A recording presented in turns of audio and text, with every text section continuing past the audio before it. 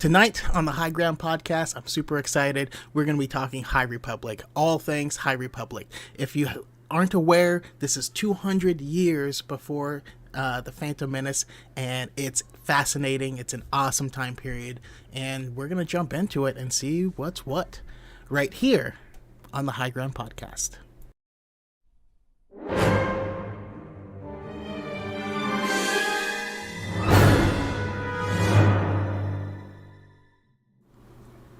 All right. Hello and welcome everyone to the High Ground podcast. I am super excited because I always have awesome guests, but I'm going to be talking High Republic. And if you have been living under Geode, you won't know how awesome this is. It's super exciting. I've been seeing all of these people make some incredible content on it, and I need people to talk to about this stuff. It's great. In order to get started, though, I want to kind of go around the room first, and I'll start with Tate. Also, let me know what you guys want me to call you as well, if you want to call you by your names or whatever. But I want to start with, who are you? Where can we find you? And if you could choose your Jedi or Sith master, who are you going to pick and why? Now, this is for everyone. It doesn't have to only be High Republic, but who are you going with? Oh, that's a loaded question, but let's start it off easy. I am the Star Wars Fat Guy. You can find me on TikTok at Star Wars Fat Guy. Every day we talk about the life of characters, the culture, the species in the galaxy. If you love anything Star Wars, you'll love my page. You can also find me on Instagram at Star Wars Fat Guy. That's a bit more my personal life, my collection, my hobbies. And if you go to my link, you can join the Fact family in my Discord. If I could choose a Jedi or a Sith master, I think I'm going to have to go with Kanan Jarrus. I like how Dave Filoni describes him as a cowboy Jedi. I like that aesthetic. I like that mentality. But I think the thing that appeals to me most about Kanan is that he is a master that is not afraid to make mistakes. As much as you'll make mistakes, he'll make them with you, and you'll grow parallel to him. So I need someone like that in my life. I need someone like that, you know? I like that. I like that a lot. It reminds me a lot of... oh my goodness! Why is the name not popping up to me? The person that Reith ends up being apprenticed to. It's Comac. Comac. Yeah.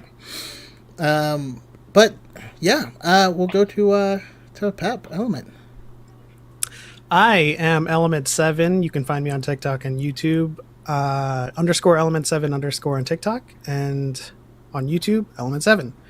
Now, most people would think that my master would be Yoda. And I would love to train under Yoda. And they'd be right. No. No, to a degree, they would be right. And I have a couple of masters, but like, since the question is, encompassing, I would go with number 3, Yoda, because I love learning and abstraction. Like, don't give me all the answers. Number 2, Luke, because I just need that person in my life to teach me, because he, like, the way he teaches and then the way he was in The Last Jedi is just a huge breath of fresh air. And I think that would be fun to learn under. Number 1, Satele Shan. Oh, should have seen that one coming. Yeah. Should have seen it coming. Yeah. For me, I'm sorry, last but certainly not least is Haley, and I apologize. I was busy thinking of my answer, but yeah, please go ahead. Hi, Haley. I'm Corellia Coffeeworks on TikTok, and I couldn't decide, so I'm gonna say either Orla Jareni from the High Republic or Ahsoka. Both for a similar reason, like they seem to follow the Force rather than like the actual council or the actual Jedi teachings. So I don't know if my answer is kind of cheating because they're both kind of like, but I just want to be mentored by those awesome women. Hey, there is nothing wrong with that at all. I need some more of them in my life. And then for me, you guys obviously know where to find me if you're watching this. I'm going with Plo Koon. Plo Koon is my dude. He just seems like the coolest space dad. He just seems so kind and benevolent. He seems like a great example of what Jedis really should be. I just love Plo Koon. Next to Plo, I love Jaina. Don't want her to be my master. She's not an easygoing person. But I would also like to throw a nod there to Elzar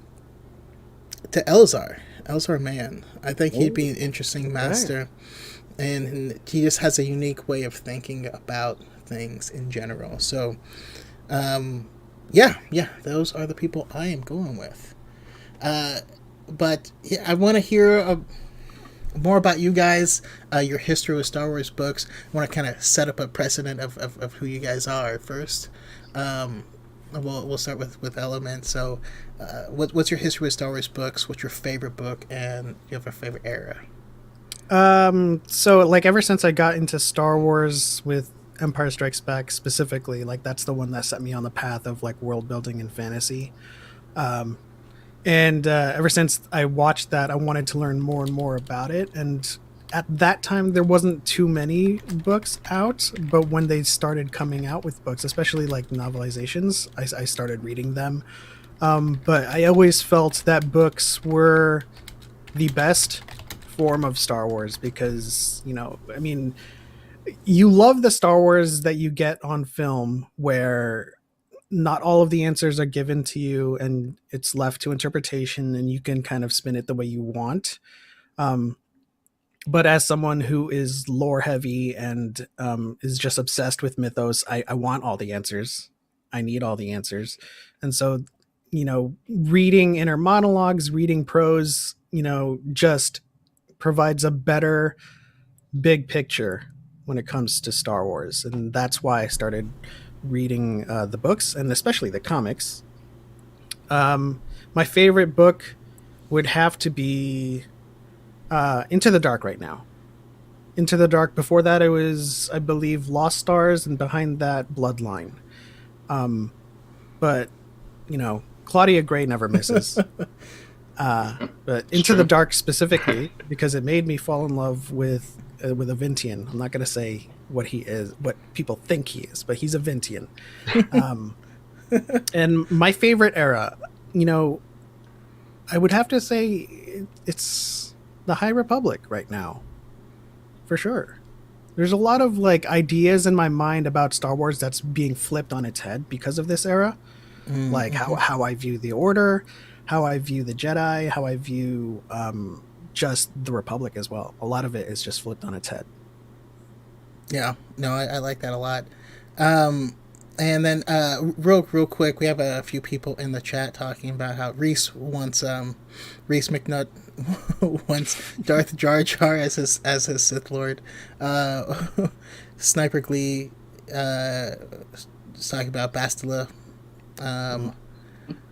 We're getting some Plo Koon love here. Justin Thorson wants Kirak and Phila. Let's see. Sniper Glee is also talking. Yeah. Jedi Knight Revan. It also mentions Cal Kestis, but like Cal ain't ready. I do not approve of that. Justin Thorson, Kanan, or Ezra, and yeah. I feel like Harith is talking about Qui-Gon. We got Brian Cobb with Plo Koon or Nihilus. Nihilus? No, right. No Nihilus. No. I mean, if you're going to treat the Force as an all-you-can-eat buffet, then yeah, Nihilus is your guy, but... I feel like Kirak would be like an austere type of teacher, like just very, very strict and heavily combat focused for sure. Yeah, I think they say in the Vader comic that Kirak's speciality was that he was bred almost for war, for combat. So I'm not sure how that would go exactly. I don't know if he'd really be a meditating kind of guy, but definitely. You never know. You never know. He could have a heart of gold and just be a big softie. He's got a Zen side. Yeah. We have a Ponkrell in the chat. Oh. That guy can die 1,000 deaths. I mean, if you want to learn Jar Kai, I guess, but... I mean, you can learn that from Yoda. But how about you, Haley? What is your history with Star Wars books, favorite book, and era? Oh, okay. So I only recently joined the fandom. I've always enjoyed like the movies, but never really on a deeper level. So last year, when quarantine started, I downloaded Audible and just started consuming all of the audiobooks. I just absolutely fell in love. So I blew through so many books so quickly, and I just absolutely fell in love with them.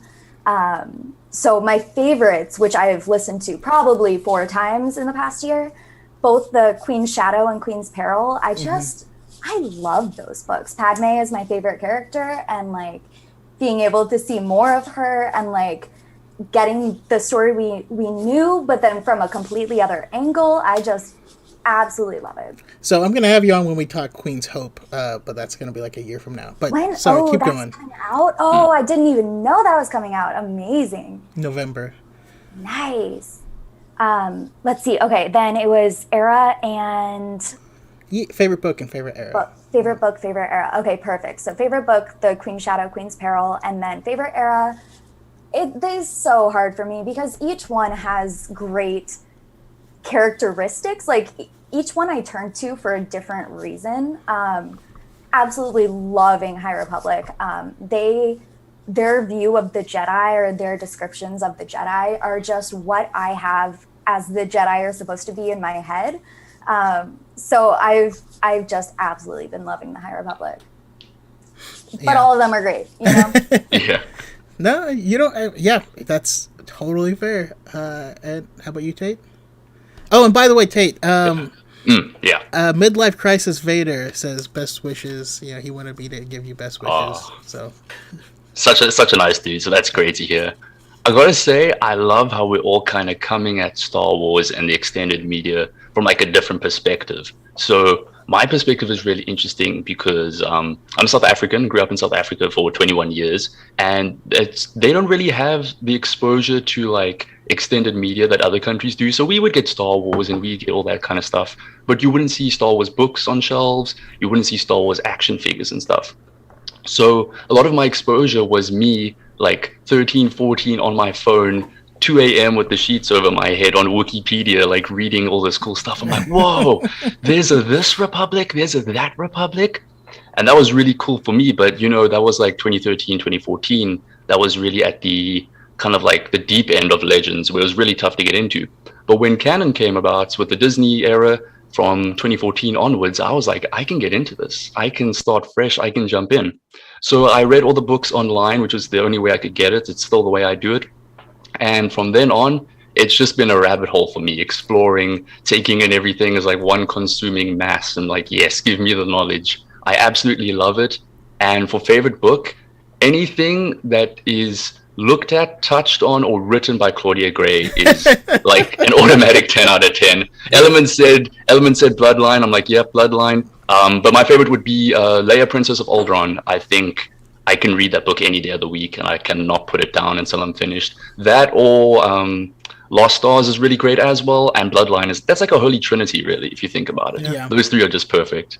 But favorite era, this is kind of a bit of a basic answer, but I really love the original trilogy. I love any situation where the heroes are, you know, backed into a corner. They've got to reevaluate themselves, where they stand, how they're going to get out of that situation. And seeing characters like Jyn, Saul, Han, Luke, Leia, what happens to them when they put under the pressure cooker, how they rise to the challenge, it's timeless, man. I just love stories like that.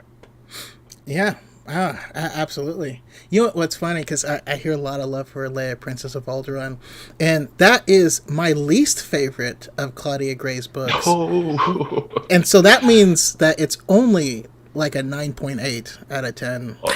Yeah, of course, yeah. So I don't know, she was slipping with that one for me. Just pulling her punches. Holding back. No, you guys are, absolutely killing it. I guess my story is similar to Haley's, although it probably set a little bit further back. I had, and I've kind of explained it a few times, but I had a period where I was working a very manual job, and I had headphones in like 14 hours a day. So like I would work and all this stuff, and then I would go power lift at the gym. And by the way, listening to like Darth Bane while lifting is it's nuts. I swear I put up many personal bests while he was in that Sith temple. But when but that's what happened. I just started consuming as much as I could. Like if I have headphones in for 12, 13 hours, that's a lot of full books. And then what ends up happening is you hear like these podcasts and things like that, and they're talking about Star Wars, and they'll pose a question or something like that, and you know the answer. You're like, oh yeah, that's obvious. It's this, this, and this, and they don't know it, and you're like, huh, it's weird. And so that's one of the reasons I started making content, is because you catch up and you want to share this world with people. I've loved being able to share this and find other people and help other people get into reading books, because I really do believe that this is the best part of Star Wars. Star Wars is better as books than it is as movies or TV shows, in my humble opinion. That being, it's true. It's true. That being said, my favorite is Into the Dark right now. Prior to that, my favorite book was Tarkin. Now, I don't recommend Tarkin to people, because James Luceno has a very specific writing style, and he is very, very wordy. He'll take 1,000 words to say something that you could say simpler, but in 100 pages, the rest of those words are going to matter and like add to it. So it's this weird cumulative story that, like, when the great parts hit you, it like hits you really hard. That's how I feel about him and his writing in general. So I love that book, but it did get passed by Into the Dark, and I am really excited for us to get the next Kevin Scott book once that comes out. But we'll see. Also, I love how these authors are now able to share characters, and how like Justina Ireland's new book, like Reith is going to be in it, and like it's awesome. It is. They're awesome. also able to use a lot of the unused concept art from the original movies that they couldn't use, or they scrapped originally. Like I think DJO was on TikTok talking about the Baganthier, or the Boganath or something like that. Bogaranth. Yeah, it was concept art from the original trilogy they had never used, and I was like, that's interesting. There must be like thousands of pieces that just remained unused and is now making its way to the surface thanks to High Republic. Yeah, absolutely. And I have a question from Hi, I am Eowyn for everyone here. Do you think that we are going to see a version of the Darksaber, a similar version in the High Republic? What do you guys think? I think that's a really interesting question. If you remember from the concept art, when they did like that big trailer, there was that one character tucked away on like the right side of the screen holding a Darksaber, and people went ballistic. They were like, what? There's 2 Darksabers? What does this mean? How does this work in canon? I could see it being a thing, but I'm not sure if we're going to see it like prominently. I could see it being touched upon in like a footnote, or like someone's reading a book and they mention black kyber crystals or something, but I don't know. What do you guys think? I'm going with no. I don't know what they have planned, because it seems like the story group has a very well planned arc, and I have no idea what they're planning for the last for the big ending of the High Republic. But I don't see it being the Darksaber, having that as a main part, or even being like prominent. Yeah, I think what's going to happen with that particular concept art with the lightsaber we saw with the black core, I think is just going to introduce just another type of kyber crystal. I don't think it's going to share anything in terms of properties or mythos with the Darksaber. I think the Darksaber kind of loses its luster, if they bring in another one that's just a regular lightsaber. because its blade is unique. If you cut it from the blunt edge, it's a thick slice. That's what I imagine. And It's weird because I feel like you can hold it sideways. And yeah, just like yes, slap through stuff, you know? yeah, hit people with the flat edge, even though it's not an edge. But yeah, I think the one that we saw in the concept art is just like a regular old lightsaber, just like we have the white ones. Is going to be something that's like, you know, just a little bit, you know, dark in the core, in the base, and just kind of have a brighter lumen or illumination. But it's not going to be like a dark saber. Okay. Yeah, just had to ask because it's curious, you know, because like you said, we did see that concept art. Not to mention the actual darksaber is probably around at this point in time, but will we run into Mandalorians? I don't know. But Imagine. but now, because I don't even. I don't even like. I think the Nile are so cool. I forgot Mandalorians existed. So now I have other things to ponder. Out of the shadows, pre Vizsla. Something like that. So you think we might get like a post sequel book that's post Vizsla?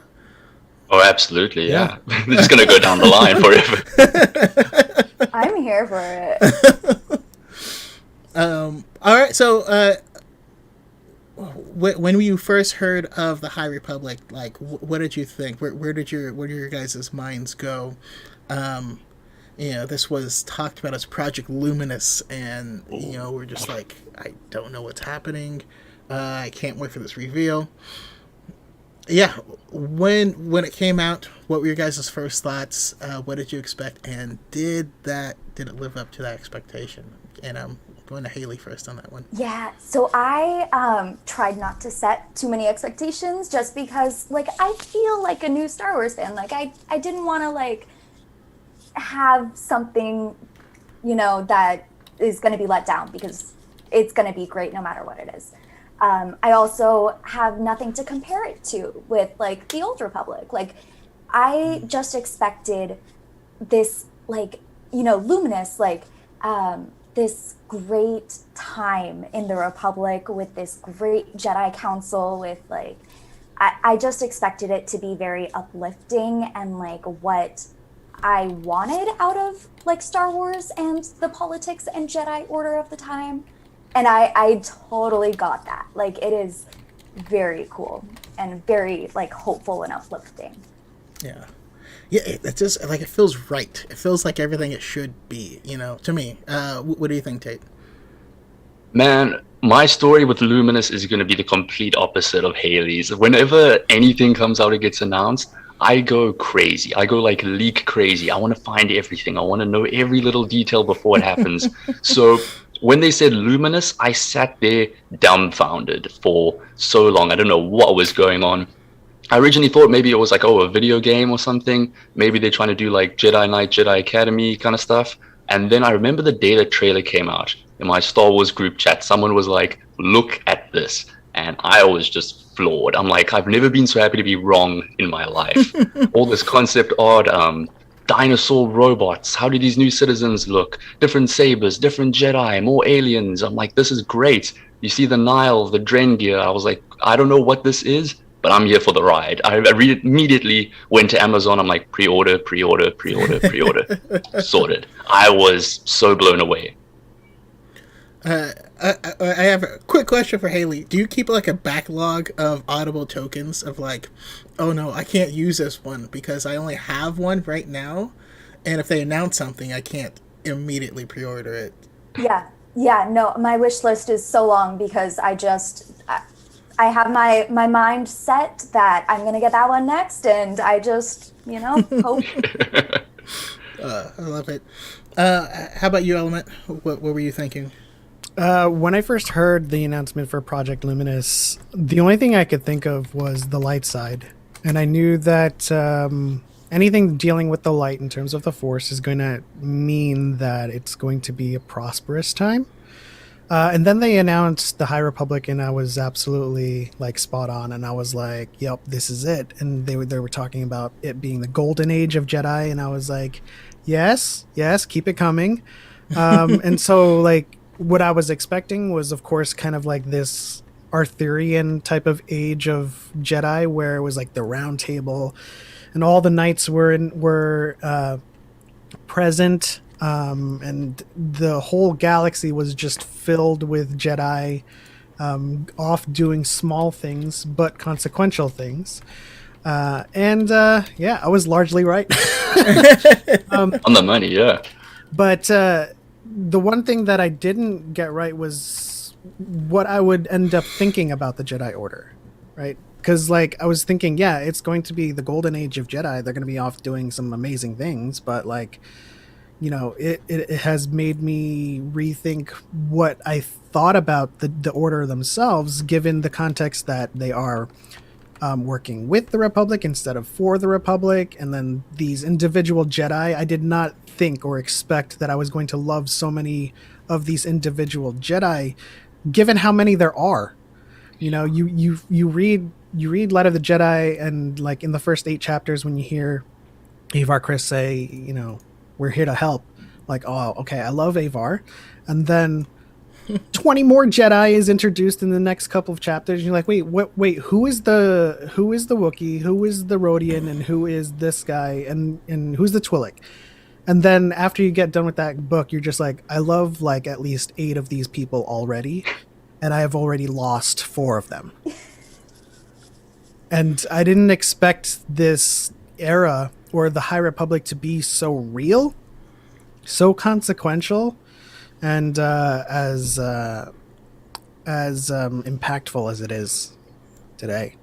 Yeah, it hits hard. It comes swinging right out of the gate, and it's like there is weight to this. Not everyone is going to be okay, and they all know it. I like my moment of like shivers was Buryaga. Buryaga Yagaberry is just a wonderful, you know, when you meet him, he'll be like, oh, hello, how are you? It's especially a great experience in the audiobook. Instead of just the words being separate, the person makes sounds and then goes into a phrase and then sometimes ends with more sounds. It's wonderful. But when, you know, he senses the fear and people think it's him, and he's like, no, there's people in that thing, and you're like, oh man. Yeah, so I mean, when I first heard of it, I would like to characterize myself throughout life in general as cautiously optimistic.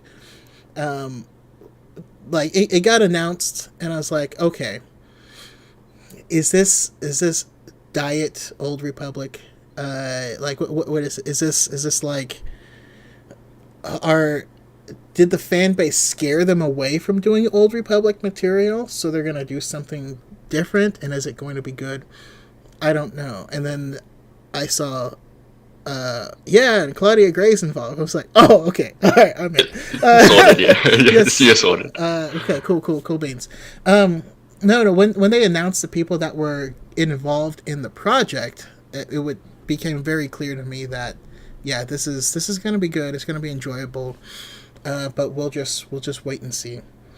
Really quick, could you imagine seeing in the future a trailer, like announcement for a future Star Wars project, and it's a teaser. There's no footage. There's no imagery. It's just like a Greek type of engraving font. Just scales the picture, and it just says Claudia Gray, and your reaction to that is larger than any reaction you've ever seen or done to any Bad Batch trailer or Clone Wars trailer. If that ever happens, like, it would be funny because, like, I would obviously do a reaction video, and then my reaction for that part would be greater than any other portion, because I would have fully expended all of my energy on that for a second, and I got nothing left. I'm gonna have to pause and come back later. Like, I need a protein shake and energy drink, and then I'll be back. Also, I think that through Disney, Lucasfilm and Marvel too, they're cheating in the best way. And what happened is Marvel did all new, all different Marvel, where they took a bunch of the characters, they split them into two, so they have as two versions. And then, and some people liked it, some people hated it, or whatever, right? Iron Man was out of commission after Secret Wars 2, and so what happened is they had Riri Williams Iron Man and Infamous Iron Man, which was Doctor Doom. They did it with Wolverine, right? You had Old Man Logan and you had X-23. They did it with with Thor. You had Mighty Thor with Jane Foster and Unworthy Thor. They did it with a bunch of characters, and we are seeing the results of that right now. We're getting a Riri Williams show. We're getting all this stuff where they just like pumped out content so that they would have source material later. Mm-hmm. Yeah, I'm confident that's what they're doing here. They're creating the source material so they have this backing in this whole world, and not to mention, I think not that fans that read are any better than the fans that don't, but you would be hard pressed to find a toxic fan that reads High Republic stuff. So I feel like they are like building this up for something, and we're gonna explode. And I think that joy is going to carry over completely. But yeah, I've been thrilled with how everything has come about, and our goal, at least between Pep and I, is we're gonna all continue reaching out and see if we can interview some more writers and stuff like that. DJO was an awesome guest, and hopefully we'll get some more. Let's jump into the books, and also this can kind of turn into more of a discussion. I know I've been calling on specific people, but I want us to talk about, but kind of light on it. Like we don't need to do deep spoilers, but we also don't need to have, oven mitts on at the same time. Yeah. But yeah, let's talk about Light of the Jedi Actually, first let me ask this. So, has everyone read Light of the Jedi, Test of Courage, and Into the Dark? yeah. Okay, and anyone reading the comics as well? Absolutely. I am not, but I am desperate to learn what happens. Like, that is my downfall. I don't enjoy reading comics, but I want to know what happens. I cover them. Beautiful. There we go. Yeah. Going through all of your videos now. Awesome. I'm offended that you weren't already doing that, but that's a whole side topic. Let's not go there right now. Don't be offended for me, Taco. So what you're saying is I'm not allowed to have an opinion? No, Yes. Slippery slope. All right. Let's go. Light of the Jedi, and just the feels on this book. I guess I'll go to Haley to start us off, but feel free to be conversational with it. This book, it makes you love every single character you meet, and then don't know if they're gonna be okay 2 minutes later. Like, it's so good.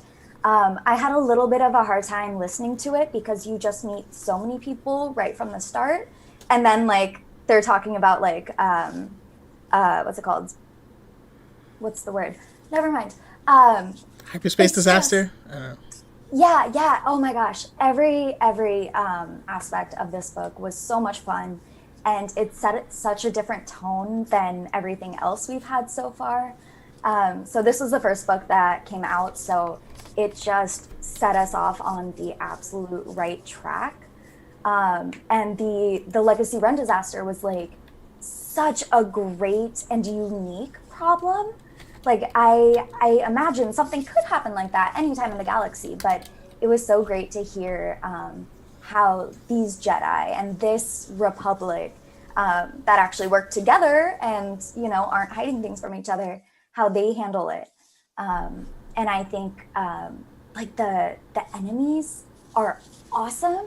like the Nihil are just so unique, and like coming from only knowing the Sith, I think their motivations are so interesting, and this book is just awesome. And if anyone listening hasn't read it yet, please listen to it or read it. It's so great. Yeah, one of the main things that I needed to, clarify when I started reading this book was, knowing the Sith, knowing the Jedi. How are we going to get a story that's consequential with the Jedi that is just not, for all intents and purposes, getting cats out of trees? And this disaster, like Haley said, was very consequential, very impactful, and very unique because, it is a galaxy-wide problem.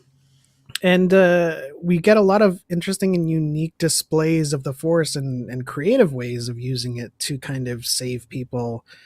And there's so many characters to fall in love with, and so many characters you don't expect to fall in love with.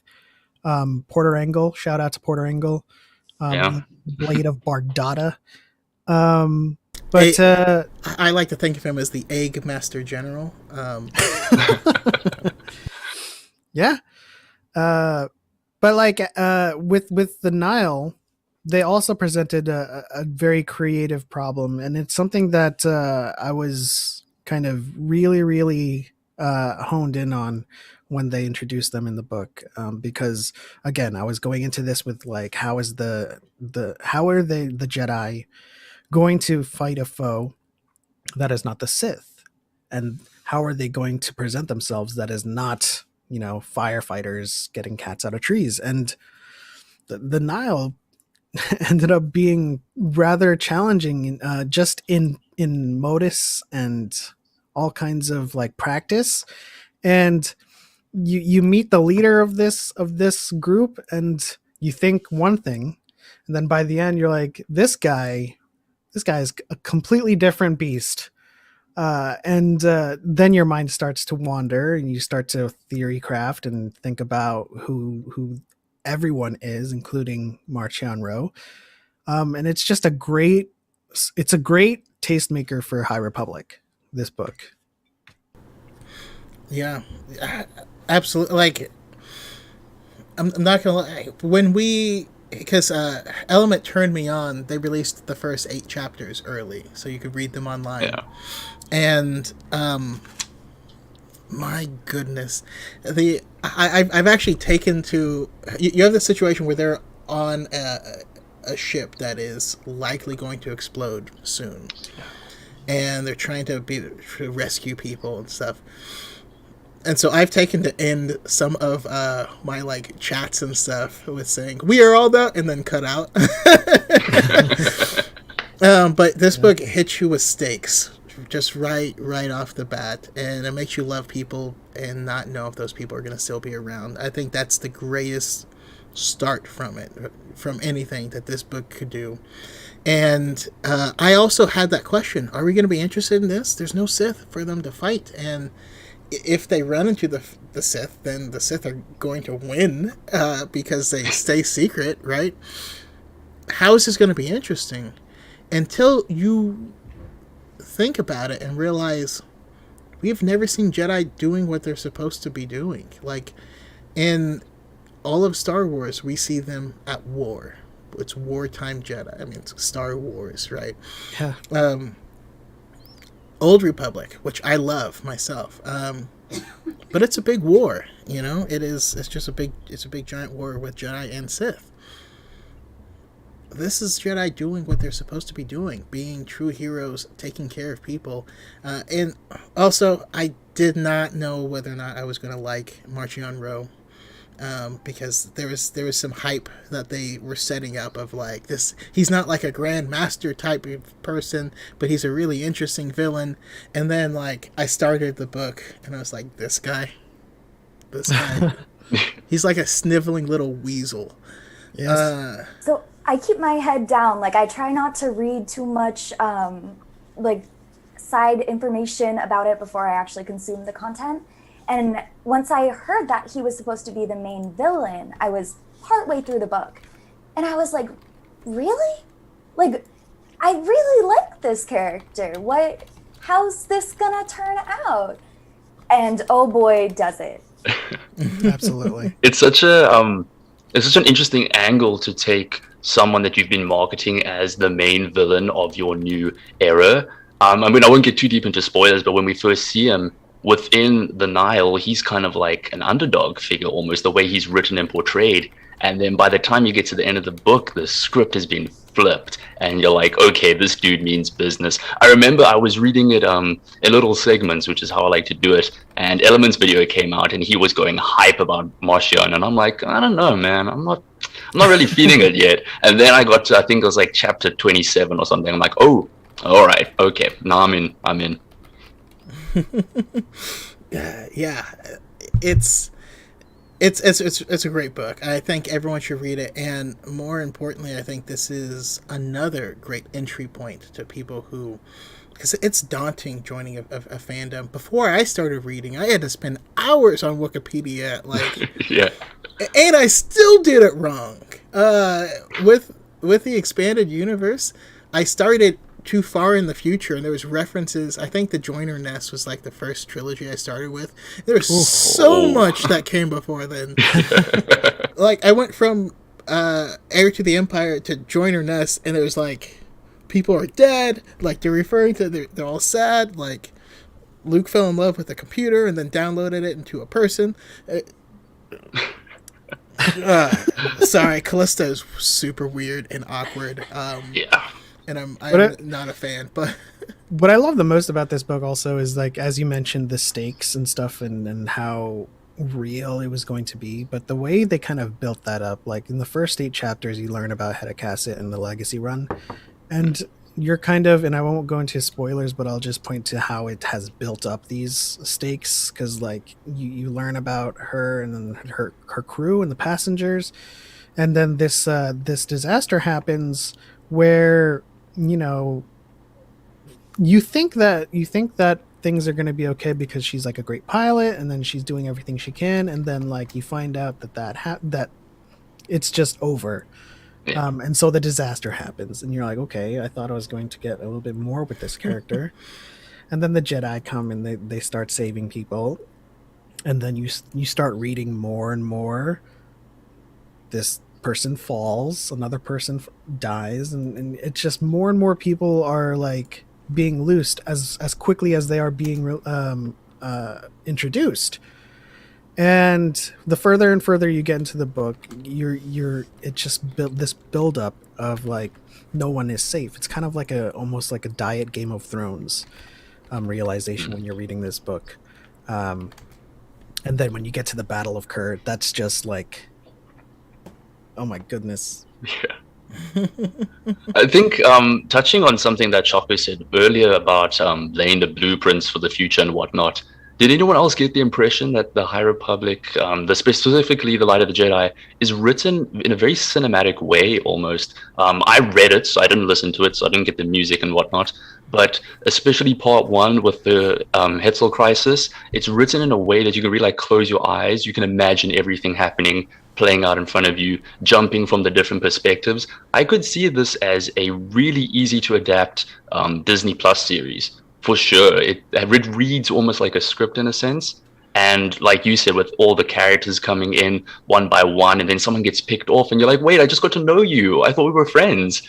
It's such an engaging way to draw you in. He never got to ask out that Twi'lek bartender. I know. Wow. I mean, relatable. Like, I totally felt for the dude, but I mean, but yeah, it's just cinematic. It draws you in such a way that I didn't want to put it down. And then by the time you get to the end of part 1, that ending stinger and then the introduction of the Nile, I was like, well, guess I'm staying up till 4 a.m. It was just too good. It's a perfect primer for anyone that's feeling a bit nervous to get into something that's so brand spankingly new, but it holds your hand in a way that still makes it familial. Especially, they'll name drop Yoda a few times and you'll feel fine. You're like, okay, this is my safety net. Yeah. And every time they do drop Yoda's name, I'm like, yeah, that's right. Because it's always in the vein of like, if Yoda were here, he'd be badass. And you're largely right, because all of these books, you know, felt like I could imagine them as a series. Every single one of these books just happening in a TV show. Yeah. I need it. I need it to happen. I'm waiting. How about Test of Courage? Now, this is I didn't think about it this way until I saw Claudia Gray say it, and of course we we stand Claudia for sure. Because it is a young reader book, but young reader book just means that there's kids in it. You know what I mean? It just means that, but it's interesting because Star Wars is a different world because the kids that we're talking about are Jedi Padawans that are being sent into war zones and like battles and saving people and crises and things. So it's a good read if anyone is like on the fence on whether or not you should read it. It's a great story. It's a smaller story than like the grand scale of the Kevin Scott book. It is by no means not a great read. It's just smaller and a little shorter, but yeah, we get some great stuff in it. It is a great read. Yeah, but like I think everyone should read this book because of its reading level. Of course, like the impact of the story isn't affected by its like classification as a young reader. It's just the reading level is a little bit easier to for people to get into. But I think the lesson and the themes in this book is just spectacular, and probably the best book actually to be a Padawan. And when I say that, I mean it's like you're learning. You're in the shoes of two young people who are, for all intents and purposes, learning on the spot. And oftentimes we get our perspectives from Jedi Masters, Grandmasters, and people who already have all of their stuff together. When it comes to A Test of Courage, it's a great story about, a group of friends who have to survive, but also like you're learning like chapter by chapter with these Padawans, all of these obstacles they have to overcome. Like, Imri's brush with the dark side and Vernestra's, reconciliation with, being creative and independent with her knowledge and her power, with the weapon that I'm not going to spoil, but it's an awesome weapon. And within the book, when you go through the journey with these Padawans and with this new knight, there's a lot of great deep lore too. A lot. Like, if you don't know who Serval the Uncanny is, don't worry. It's in this book. But it's a great little nod to history in Star Wars. There's a lot of things. There's a lot of Force lore, and there's a lot of mythos that you wouldn't otherwise get, because they're stories that only young knights and Padawans would tell to each other. And that's the best thing about this book, is the perspective that you're getting from it. Yeah, honestly, I think with Test of Courage, for context, this was the first book that I read in the High Republic, so I was like, okay, I got an early copy of it, so I was like, might as well just dive in head first. This one might be my favorite out of all of them. I won't even lie. Vern and Imri are my two favorite characters from the High Republic so far. I love the dynamic, I love the approach, and I think Justina Ireland really hit the ball running with this one. The way it specifically tackles these really big themes like grief, loss, darkness, tackling that from the point of view of a child who essentially will be the audience, the young reader. I think that's a brilliant way to engage with these larger than life themes that the High Republic is dealing with and the consequences of that. And of course, like Element said, there's so many spins on things that we already know, especially with Vern, seeing her at the end of her journey in this book. That last chapter, I've never been so excited for a sequel in my life. Seeing where her character's going, the introduction of the Staros family for me was a screaming moment. I leapt out of my seat. I just flashed back to being like 2015, picking up Star Wars 6 by Jason Aaron. I'm like, Staros, Where have I heard that? Staros. I went ballistic. So I think as lore heavy and crazy as this book is, I would honestly say that A Test of Courage might be one of the better entry points for the High Republic, just because of the simple language, but still maintaining these really core themes that is universal to Star Wars, really, dealing with complicated issues with friends, family, and people that you can call family. Remind me what the Staros family is involved with, because I just totally, it's just not. Sana Staros. So Sana Staros is primarily you primarily find her in comic form, so that's why you haven't run into her. But you do know about Sana if you listened to the audio drama for Dr. Aphra. Oh, okay. So if you checked that out, then she plays a big part in that, and is a really cool character. Hugely connected to Han, but Begrudgingly collected to Han, yeah. Begrudgingly. the Stanos family in general, that was a great reveal. But that brings out one of the things that I have been loving is that when we get those connections, they're not throwaways. Like, they mean something, and that's what I've been enjoying. Is we get a Santeca reveal that's pretty large, but it adds a lot of impact to what we've seen in the films. It's not just like we're just gonna put this name in here just for no reason, but you like, oh well, that's why they know how to find all these old things, because this family has been charting hyperspace lanes for years. And it's just, I don't know, it's just really, really cool. It's the difference between like a substantial connection that kind of like recontextualizes the entire history of what you know in Star Wars versus like, oh, that was R5 that had the bad motivator. Like, no, these are like actual connections. Yeah, it's not just Easter eggs. Yeah. Also, I got to quote Aria L, who's in the chat. I made her choose a favorite book. Hers is Light of the Jedi, and definitely Avar Chris is her favorite. But then she mentions Elzar and Bell and Reeve and and Orla. I love Orla, and I don't know if it's just because I love people with white lightsabers, but Orla is one of my favorites in general, but definitely of the High Republic. Yeah. But back to A Test of Courage. I so appreciate what the High Republic is doing with temptation to the dark side, because in the prequels we see like Anakin is shut down, like he's not going to talk to any of his other master, or Anakin is not a master. What? Won't talk to anyone else about his temptations and his like struggles, except that one scene with Yoda, and Yoda brushes it off.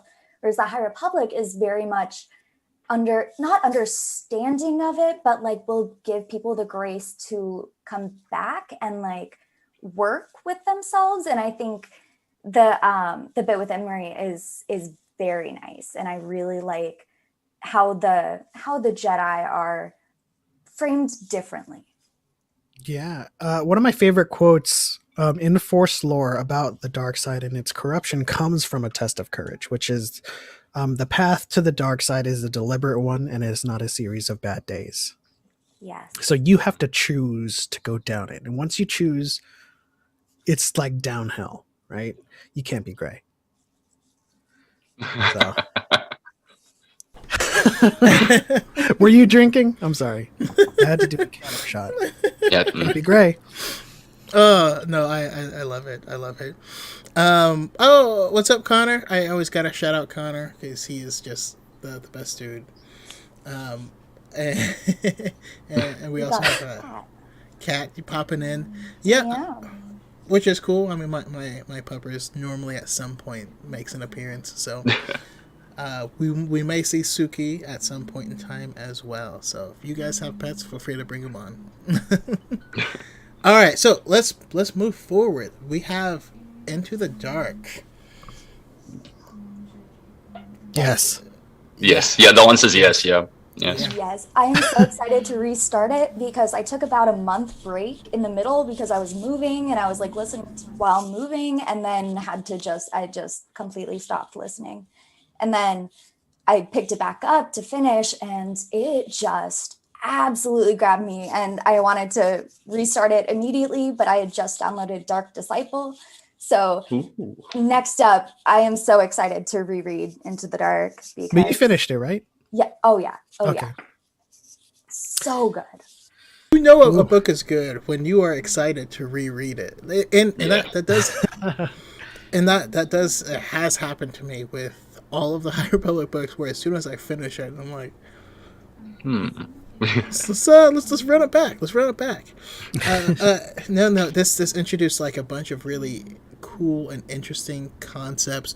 Also, being such a fan of the book Bloodline by Leia, Bloodlines. It's about Leia, whatever. When you get the Maxine warrior connection, and then you start like connecting that to other things and other gray-skinned humanoid people and stuff, it's wonderful. You also Again, get that it's connection.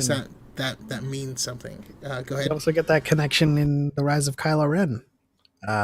What Elsewhere is. Yeah. Which again is another substantial connection. It's not just an Easter egg. Oh, like Snoke laid eggs here. No, this was in the the comic. This is where he was, and you now know why it's an arboretum. And it's just, man, this book. It did like a Firefly thing to the High Republic. Light of the Jedi was largely like, this is the scope of the universe. This is what's happening. This is what the Jedi are dealing with, and this is where they are. They're working with the Republic to expand and spread the message of collective good.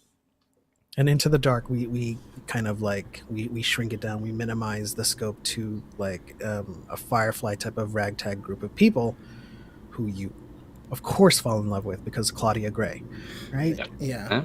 Fall in love with Vintians.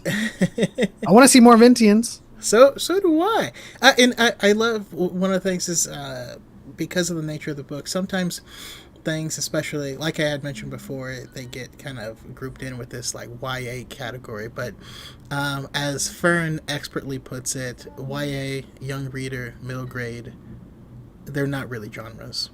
They're just categories that are useful for marketing. And the smaller scope, more intimate scope of the book is incredible to me. If Light of the Jedi is Clone Wars, this is Rebels. We get to spend time with this group of people and their interactions with each other. We get to expand on the history and the past of each of these characters. For anyone that hasn't read it yet, here in the chat, there is also kind of a subplot line that happens about 20 years in the past, and the context that you get on these characters, it's beautiful. The flashbacks, I spent a great deal of time wondering, why are we getting these? And then later on in the book, when like things start coming together, I started yelling like while listening because it was so good. Yeah. I'm obsessed with Orla, but it's so good.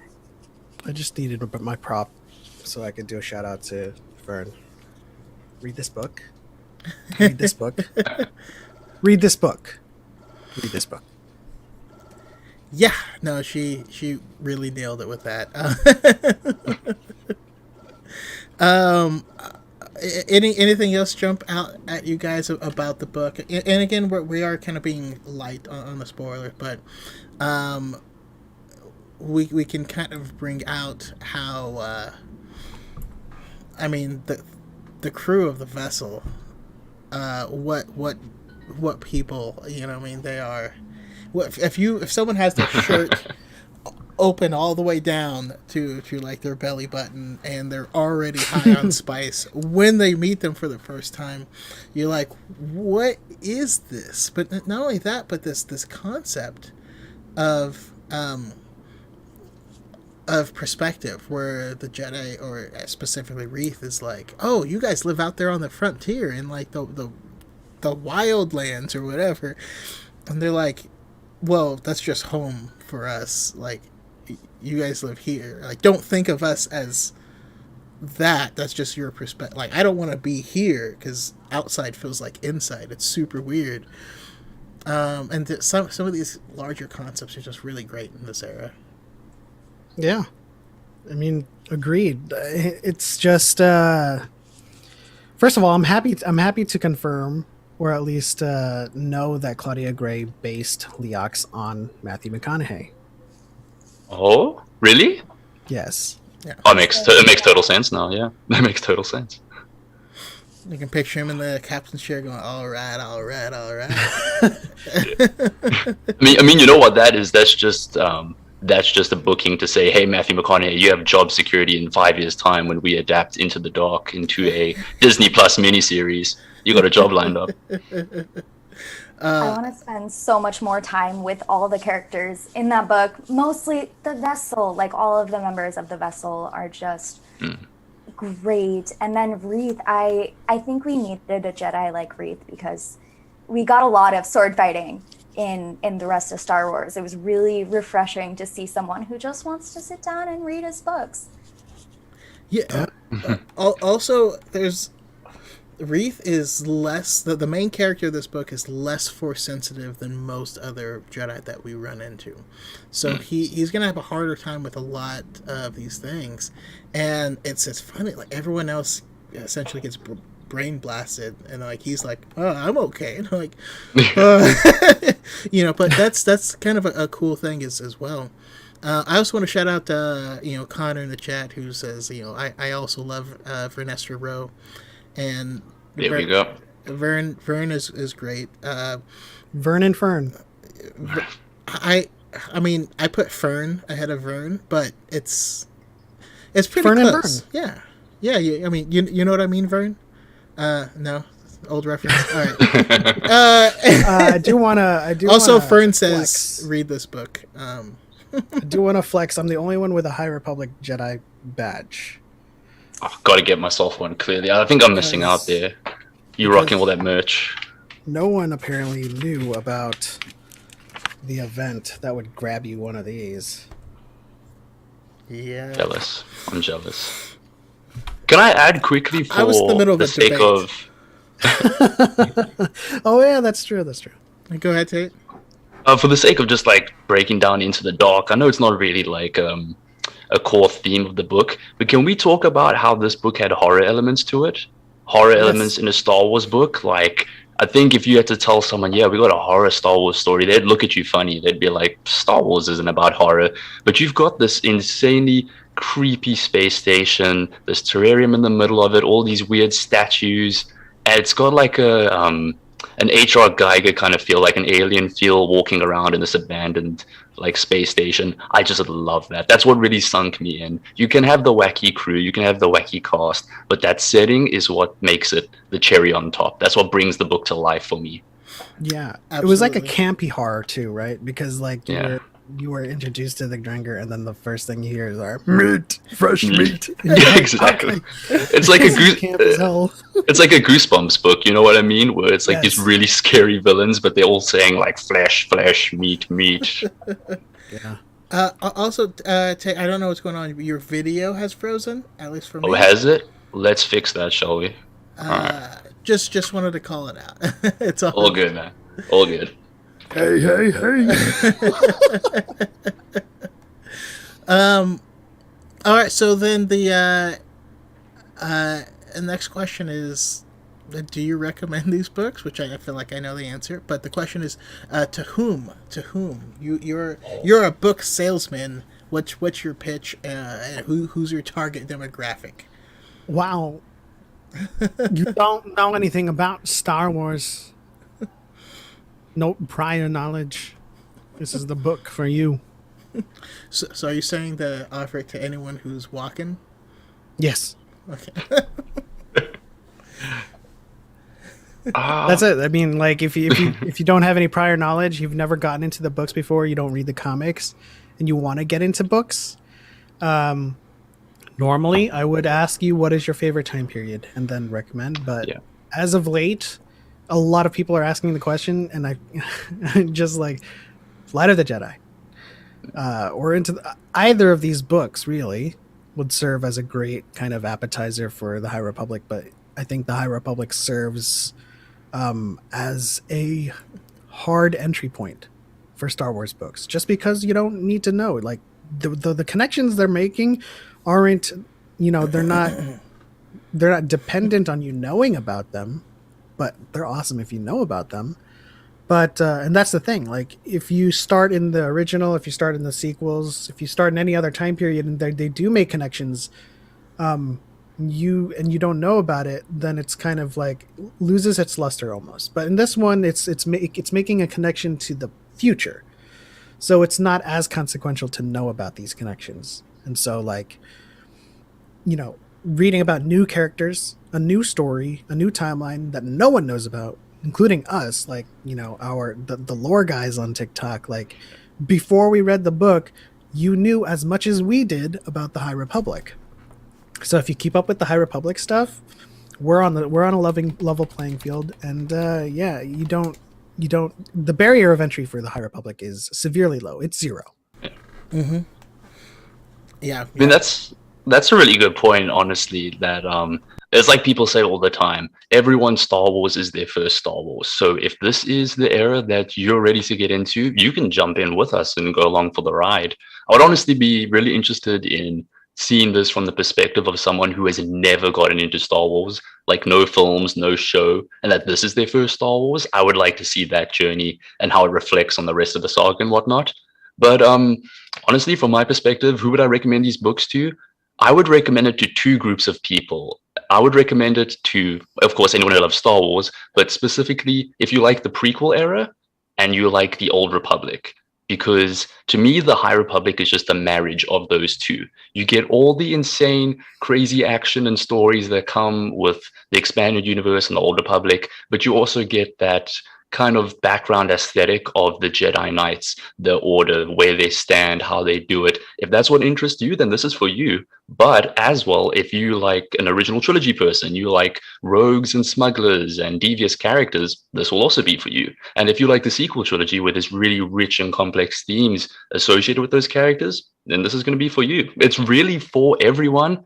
And that's why it's kind of heartbreaking to me that not a lot of people have tried to give it a chance. It's not their fault because it can be very daunting. But I think if you have a hand to hold to help you leap into it, you can have so much fun with it. I blame a couple of YouTubers. Oh, I would be very pitiful for anyone who goes to the comments section of a High Republic video on Star Wars YouTube page. It's quite a cesspool, if I have to say. You're not going to enjoy anything if you're not consuming it in good faith. Yeah. I don't even think any of them consume it, to be honest.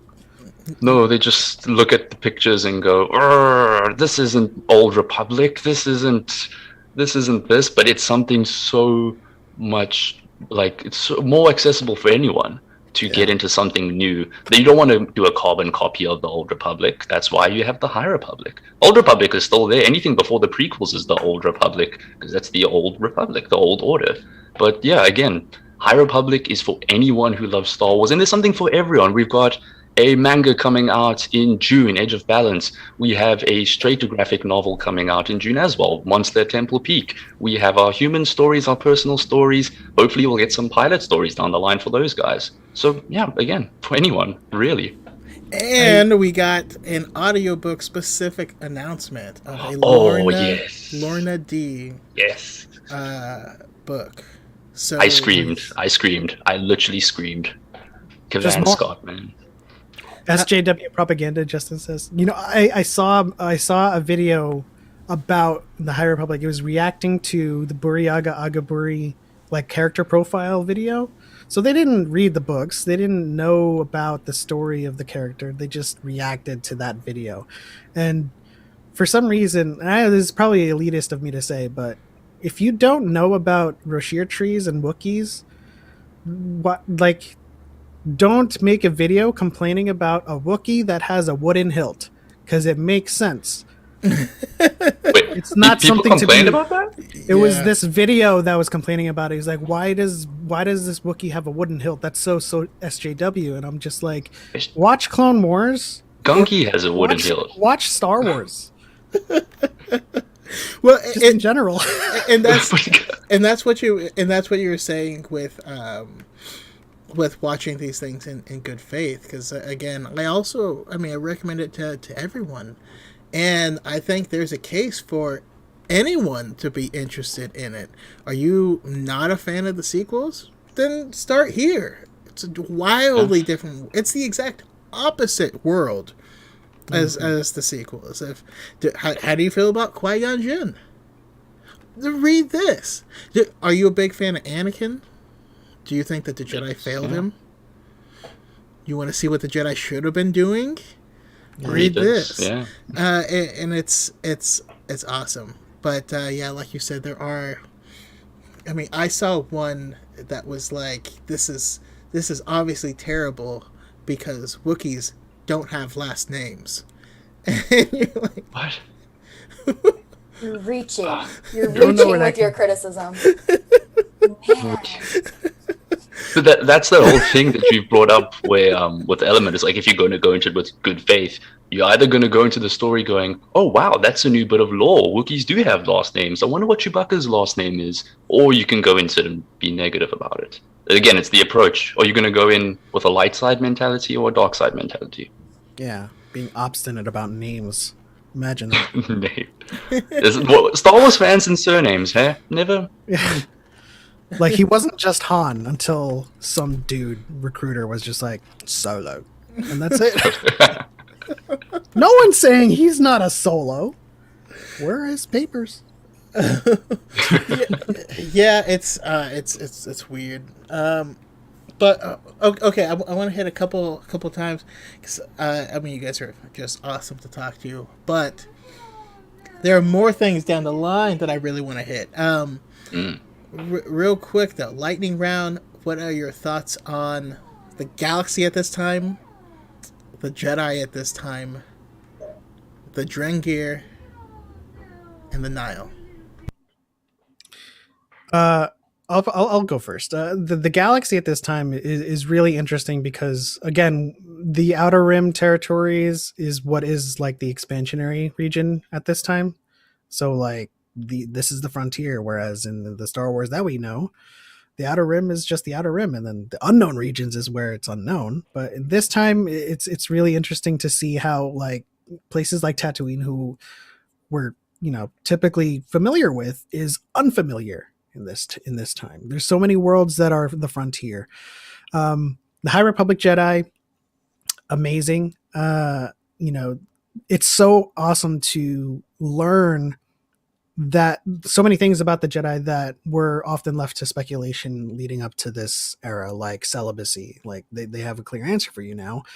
And processing grief, processing emotions. We're getting a lot of context in these books where they're saying, no, we're not suppressing emotion. I mean, we got some of it in the Kanan comic with Depa Billaba, but in this one, they're giving you specific prose, like, we do not suppress emotion, but we have to rule our emotions and not let them rule us. So it's not necessarily saying you can't feel. It's just saying don't let your feelings, overwhelm you, right? And then they give Wreath some time to process his grief with the loss of Jor Mali, and then they have a grieving process within the Crash that is like, hey, take a couple of days, come back, and let me know what you want to do. And so this is a lot of this stuff with the Jedi that was previously kind of like either interpreted in some way or just kind of ambiguous. The Drengir, man, they're gonna be some really, really tough cookies to fight, because like dark side, we're seeing some of this in the comics. I don't want to spoil it for Haley in case she wants to get into it in the future, but like the Drengir being able to affect Well, there's some of it in Into the Dark, but being able to affect their mentality, being able to kind of twist their minds in the way that they do, especially people who are of the dark side, and especially when it is the Sith in the first place that sealed them. So it's kind of like I made a video on it. Is like the enemy that the Sith feared more than the Jedi, and I think the idea that that could be the Drenger, it creates a whole host of like implications as to how fearsome they could be in future books. And the Nile like exceeded my expectations by spades. You know, like it's Marchion turned out to be someone that was a complete 180 from what I thought he was going to be. You know, I think everyone has made this sentiment in talking about Light of the Jedi, where Marchion started off like this whiny schoolboy who was trying to reconcile with his father's legacy, but turned out to be this James Bond villain that is completely twisted and has agendas and just like wraps people around his finger effortlessly. And then like at the end with Loden, it's like this setup for the Nile and how they could, you know, ravage the galaxy is crazy. So yeah, Yeah, definitely. I gotta call out Justin Thorson because talking about Wookiee last names, and he says Chewbacca Bakachu. makes sense. Makes sense. Make it canon. Make it canon. I want to see how many people get their stuff in a twist. And then Grandmaster Nick says, so how did the Jedi go from accept your feelings to no feelings at all? And I think that's kind of the point that we're seeing here, that nowhere in Star Wars or in the prequels did they ever say people weren't allowed to feel. As fans, people have interpreted things. I've noticed that there's a lot of people who have a religious background that have imposed the rules of their own religion on top of the Jedi, but it's not a thing. Now, we already know that there is only, 20 lost Jedi? They aren't out there expelling people. They don't get mad at people. We had Quinlan Voss, who straight up fell to the dark side. Like, they brought him back. Like, they've always been accepting of everyone and of their feelings. Makes me think back to Dooku Jedi Lost, when there is a Jedi Master that, has a kid and is unsure what to do, and Yoda's like, I wish you had told me. I would have helped you. Like, let us help you. And that is supposed to be their mentality. That largely is their mentality, even in the days of the prequels. When Anakin talks to Yoda about his fear of losing someone, Yoda tells him to rejoice, for that person. He doesn't know. Anakin didn't tell him they're in the middle of a war, and it's likely he could be talking about Obi-Wan or another Jedi, and it's like, we're in war times. I'm sorry. Rejoice, love them as your brother, but let it go if they pass.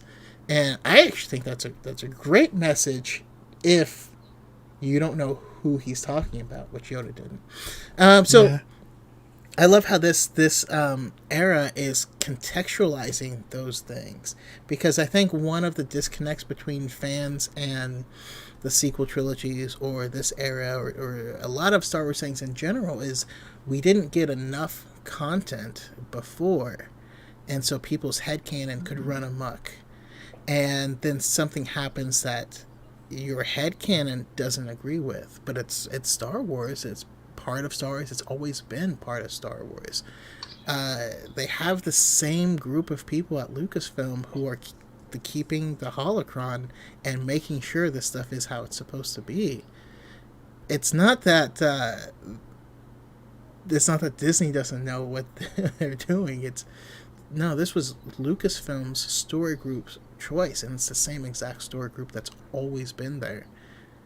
Your headcanon is off, and rather than taking new information and saying, how does this fit? Some people are just trying to discount it outright, and I think that's kind of where we're running into some problems. But to keep on topic, I apologize for going off on a whole rant. But I mean, do the rest of you, Haley or Tate, have more thoughts on the overall galaxy, the overall Jedi this time, the Drengir, the Nile? I mean, where do I start, honestly? There's so much to take in nowadays with the High Republic, but I think what's really interesting is that although we're at a point in time where the Jedi and the galaxy are perceived in really different ways, we're starting to see things trickle down slowly to the prequel trilogy. I like to almost think that the place in time that we've joined the High Republic is almost like it's about to hit the climax and the decline of the High Republic. There's, I wouldn't spell it out in spoilers, but in, I think, issue 3 of one of the comics, there's a citizen that reacts really negatively to Avar and Keeve interfering, more along the lines of like, oh, we don't need Jedi. We've never needed Jedi in the Outer Rim. Why do you Jedi want to come to the Outer Rim? So although there's this really nice public perception of the Jedi being romanticized as heroes, I think it's even mentioned that they have like fan fiction, like novels Jedi written about romance them. novels, yeah. Yeah, there's such a really interesting public perception about them, but we're seeing the galaxy, the different sections of the galaxy, like the core, the mid-core, the Outer Rim, it's all got a really interesting like connectivity to it and how it all relates. So I think that's really cool. I love seeing the new Chancellor, I think Lena So, if I'm saying that correctly, she is an exceptional breath of fresh air compared to Palpatine and Valorum. She is incredible. I love the politics of this era. I like how it's almost like a cooperation between the political side and the Jedi side, and compared to that like one-sided, you will do this, otherwise it's not going to work from the prequels. So put Anakin on this council. Put Anakin on the council, and Avar would be like, I don't know about that one. Maybe we'll see. But yeah, Avar would be like that. Hard pass. she would connect. We've got a frontier outpost for him if you want.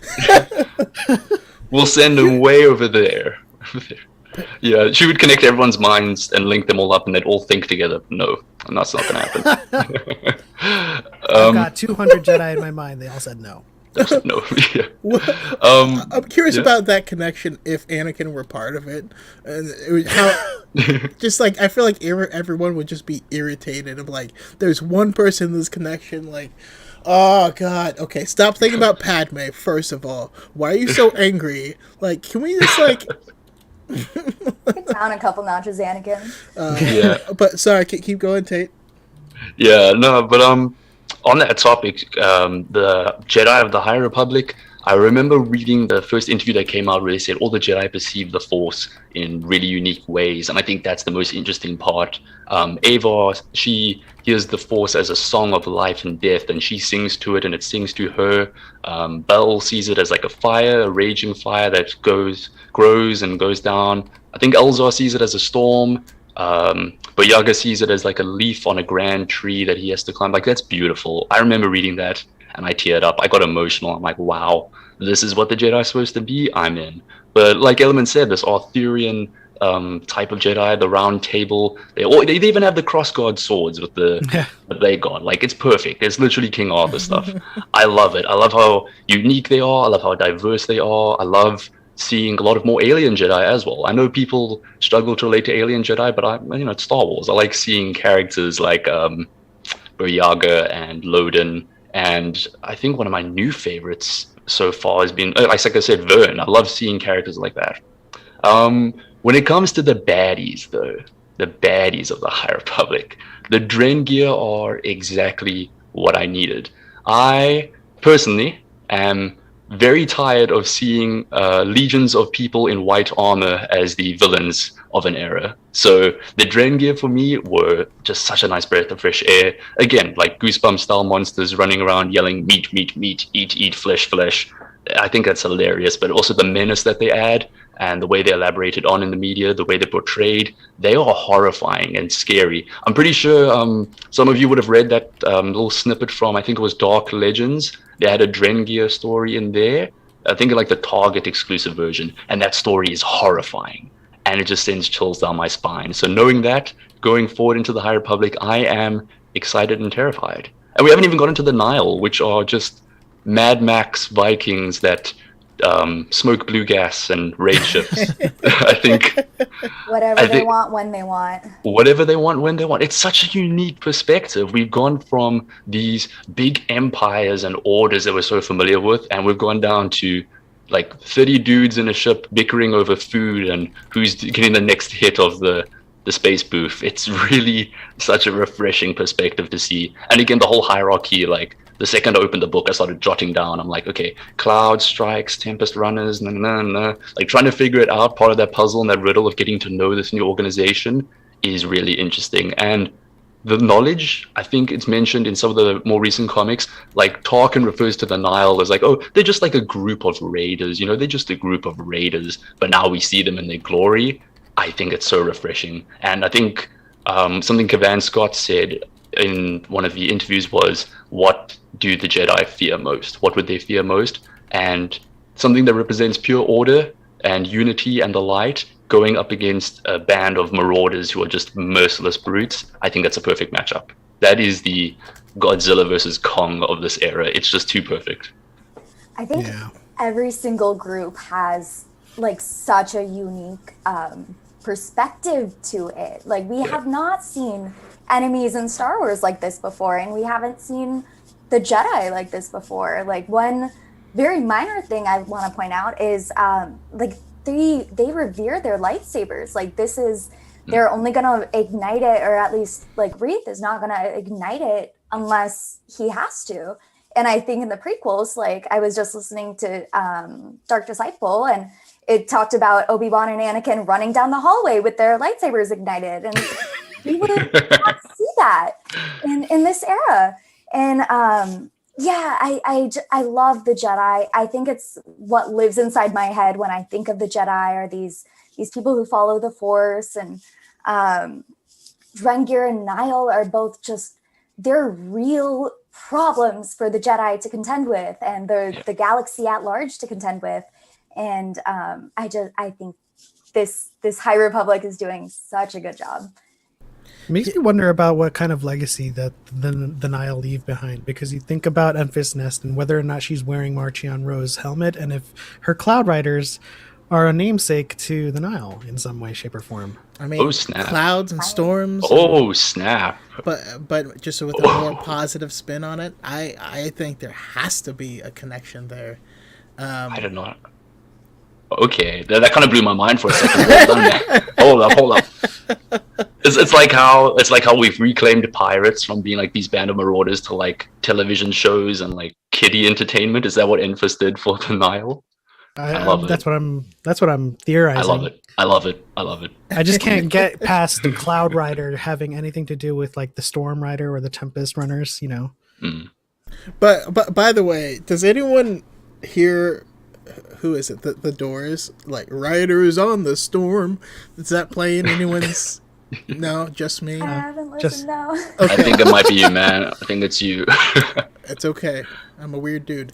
Anywho, no. I do love how the galaxy is just such a unique place at this point in time that it's.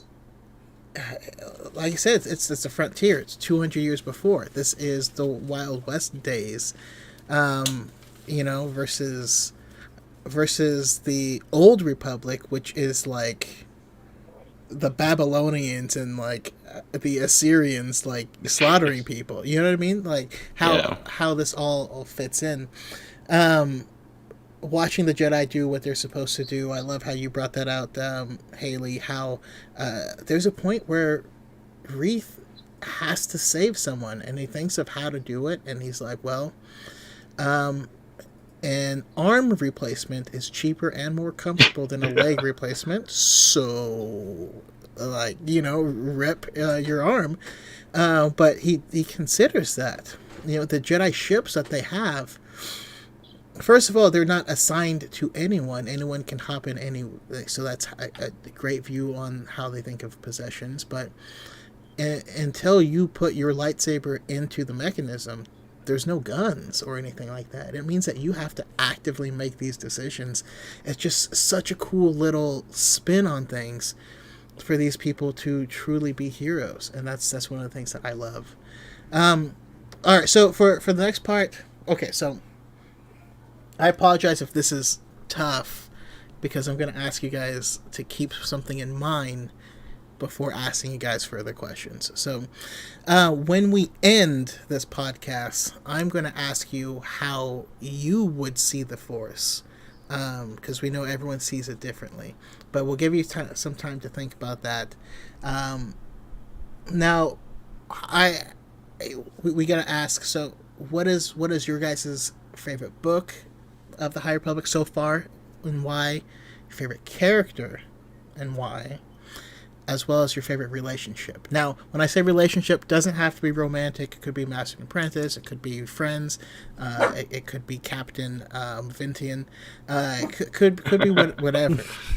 But yeah, what are your guys' thoughts on there? And then, real quick, I gotta do a quick shout out because I asked Cal Forer in the chat this, and he really loves Bell Zettifar, Bell's perspective, and the self-doubt and being able to overcome it is unique, and it's not something that we always see in Star Wars.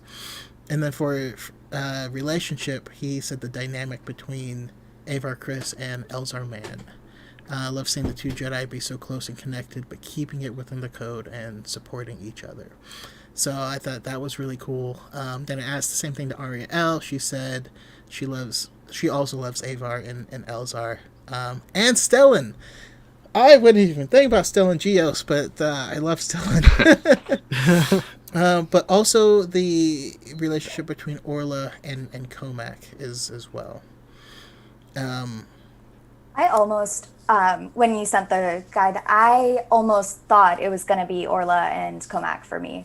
But I got to go with, oh my gosh.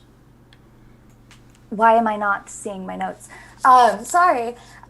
I think it's Geode and Geode. I apologize for my mind just taking a total vacation. Leox and Affy. Oh my gosh. Oh, yeah. My heart melted. Like, they truly care about each other, but like in a mentorship kind of way, sort of. Like, absolutely heartwarming. I love it. And then what about the other? So which are the 3 books and why? And then character overall, you've kind of told us, but you can hit it. Yes, again. Character overall, gotta be Orla Jareni. I think she is so cool, and I really like that she's following the Force. Like, she's a Jedi Wayseeker, I think it's called. Absolutely incredible. And then favorite book, gotta be Into the Dark. Like, it's an amazing book. All right. I'll go next. I'll take it up. I'm going to break the rules. I'm going to break the rules a bit. My favorite relationship that I've seen at the moment, it's very new, it's very fresh, it's not too complex into it, but Yoda's relationship that he has with the Padawans, this happens in the comics, that is my favorite thing. Because as a fandom, we know Yoda to be a teacher. He says wise things, we wear it on t-shirts, and we have it on our wallpapers. But to see him actually in a mentorship kind of role, instructing, helping out, and talking to citizens, talking to Padawans, helping them reassert their fears and where they stand with the Force, I think that is just like the cherry on top. For any Yoda fan or any Star Wars fan to see, I think seeing Yoda in that kind of position is really cool. But also, big fan of Vern and Imri. Like I said, that dynamic is going to be electric going into the next couple books. That's definitely my favorite relationship and probably my 2 favorite characters at the moment. Though I, of course, love Geode, I love Orla, I love Avar. Buryaga as well doesn't get a lot of love. I like how you've got a Wookiee who is big, burly, fluffy, and whatnot. But he actually has a lot of insecurity and self-doubt about himself, especially during the Hetzel crisis, where he's kind of like, guys, I don't know if I'm ready for this. I don't know if I'm ready to step out. You get such it's a gentle giant kind of character. It's a classic trope, but I really do love it. And for favorite book, I'm not just saying this to fit in with the Claudia Gray fan club, but Into the Dark is easily the best one. That's just that. It's Claudia Gray, man. Well, what can I say? 10 out of 10 automatically. I love it. Elman? So yes, my favorite book is Into the Dark. I'm a huge character-driven type of person, and Claudia Gray is like she runs a clinic on characters like 24/7, and so she made me fall in love with Avintian. She made me fall in love with a whole group of people that I largely did not meet yet in either of the books. Right, like this was a new group of people, and the arc that they go through in the book is just fascinating. And my favorite character is Orla, with Vern and Belle close behind, but Orla just because she's always got seemingly pristine white robes. She reminds me of a light side Ventress. If she had stayed a Jedi and never fallen, Oh. the way she carries herself, her disposition, and how she speaks to Comac is just like if you had never fallen, Ventress, you would have been like this. And she's got double sabers, so White double sabers too, yeah. Purified crystal white, like double sabers. Yeah. somehow still pristine, right? My favorite relationship is Reeth and Nan. That's something that I didn't think I would appreciate, but like Dang, you stole mine. I mean, it's not surprising, but still. They had such chemistry in the beginning, and then like the reveal happens, and you're just like, no, that's not going to be the case. But then it is the case, and then you realize what she does for him, and then you're like, okay, so some of it was genuine. I think there's a chance here for it to be a thing. So you're saying I got a chance? Yes, exactly. 100.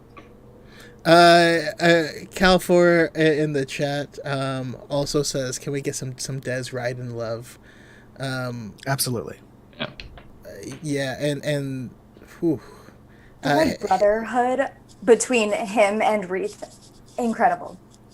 Yes. And that's the thing I realized I just need more of having Just apprentice and former apprentice interact, because it's everything.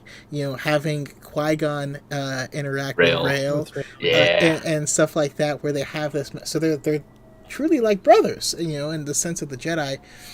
I just love it. So, for me, when it comes to relationships, you know, Reeth and Nan is definitely like I loved that of like. I can't wait to see it, because you know it's coming back. You know what I mean? What's gonna happen there? We don't know. And also, you know, Reeth's new master has some misgivings about certain things, and so we don't know how that's going to affect him as well. There's lots of possibilities there. Now, I can tell you that was my favorite, but I can tell you what is going to be my favorite. Avar and Elzar. No. Lula and Zine. And I apologize. Yes, it's a comic. It's a comic. Yeah. thing. Yes. That's why I didn't guess that. Tell me. We love Lula. We stand Lula. Having two young girls that have very similar but opposing relationship with the Force itself, meet each other, is just a fascinating. It's part of the High Republic Adventures series. Yes. Element, would you mind characterizing it for Haley? She's made it clear she wants the spoil. It's not even a spoiler, but it's so like Lula is kind of like she strives to be the best Jedi, but also tangles with the fact that she can't really like live up to that. But Zine is a Mickeyan, like Tiplar and Tipley from the Clone Wars, whose culture is surrounded in like, you know, holding the Force in sacrosanct. You're not supposed to touch it. You're not supposed to use it. But she is powerful in this thing that you're not supposed to use. It's like, I think Chaco said it best. Treat it like fire. You can't touch it, right? It's sacred. But then they meet, and she's forced to use this thing. And so now she's off with Yoda and the Padawans and Lula, and things are going to happen. You know, cocktails are going to Yeah. True. So I'm excited to see where it goes. I apologize for stepping into the comics. I had to because I stole Yeah, too. mine. Oh. Rude. I'll give you my number 2, Carrot and Sarret. Sarret and Tarek. Well, I mean, if we're talking comics, there's also Buckets of Blood and his relationship to healing. Yes. But let's all right. So going forward, let's do. Let's put the next two together. What are you most excited for coming up here, in the High Republic, and then so what book or project that's coming out? It's got you hyped, and stepping outside of just the High Republic, if you could make an author, you pick the author, and you choose what they're going to write about. What are you getting? I'm most excited for the Ryan Johnson trilogy because that's going to be High Republic. Oh. That's what I'm predicting. But in terms of like confirmed projects, I'm probably most excited about Ronin and Edge of Balance because we have not gotten an original manga from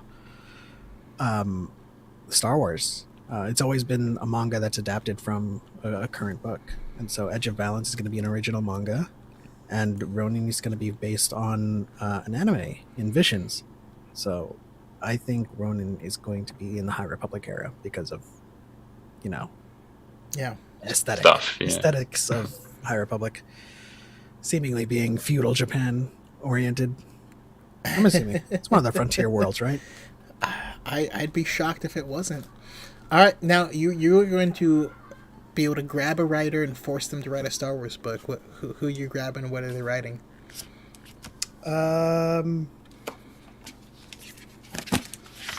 This lady. She's.